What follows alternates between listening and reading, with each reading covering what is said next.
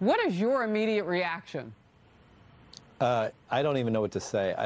I don't know if she's just not in reality or whether she's just lying. Nothing appears to get the GOP moving like a subpoena. Texas Attorney General Ken Paxton was caught doing the most to flee his home on Monday night to evade a subpoena. And you can probably guess how the judge responded. Welcome into TYT's Overruled. I'm your legal analyst, Adrienne Lawrence. On Monday evening, Texas's top attorney ran from a process server trying to deliver a subpoena. Kevin Paxton fled his home in a truck driven by his wife, Angela Paxton, who also happens to be a state senator.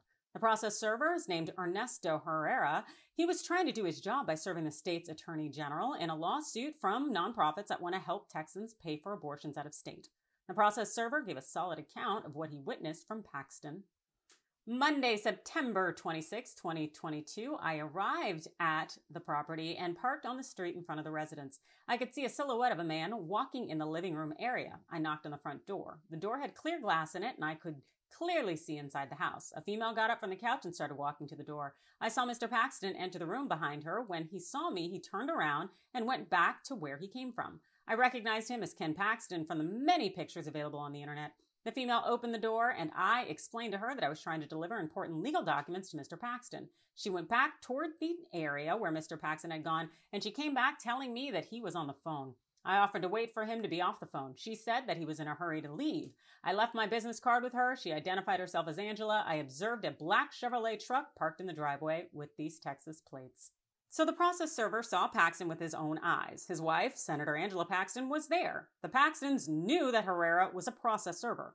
Herrera went back to his car and waited as the Paxtons instructed. How long did he wait? For an hour. During that time, a black Tahoe drove up to the house and backed in the driveway. And here's what happened next. At approximately 9:40 a.m., the garage door opened up and I saw Mr. Paxton exiting the garage. He was wearing a white shirt and dark pants and carrying a suit jacket in his hands. I walked up the driveway approaching Mr. Paxton and called him by his name. As soon as he saw me and heard me call his name out, he turned around and ran back inside the house through the same door in the garage. So it seems Paxton and Josh Hawley appear to have a fair amount in common, as in they both like to run. And of course, that wasn't the end of it. Check this out. At approximately 9:47 a.m., Angela came out and opened the driver's side and rear side door behind the driver of the truck. She then got inside the truck and started it, leaving the rear door behind the driver's side open. A few minutes later, I saw Mr. Paxton ran from the door inside the garage toward the rear door behind the driver's side. I approached the truck and loudly called him by his name and stated that I had court documents for him. Mr. Paxton ignored me and kept heading for the truck. After determining that Mr. Paxton was not going to take the subpoenas from my hand, I stated that I was serving him with legal documents and was leaving them on the ground where he could get them. I then placed the documents on the ground beside the truck. Service was completed at 9:50 a.m. He got in the truck, leaving the documents on the ground, and then both vehicles left. As it turns out, Paxton ran his way all the way to the courthouse. Figuratively, of course, not literally.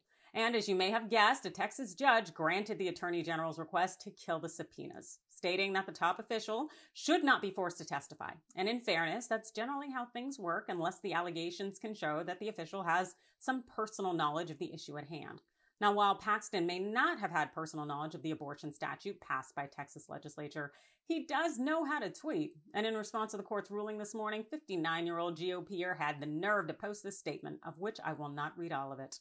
Basically, Paxton calls this a made-up controversy around serving a subpoena as a stunt. He also appears to mischaracterize his interaction with Herrera, saying, "In light of the constant threats against me for which dangerous individuals are currently incarcerated, I take a number of common sense precautions for me and my family's safety when I'm home.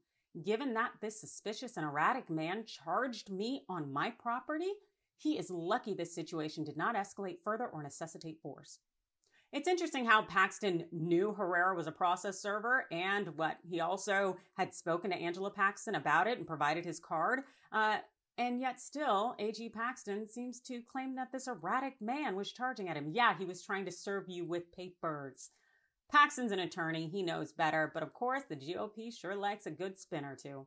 But you let me know your thoughts. Hit me up in the comments below. Hit that like and follow button. And thanks for watching.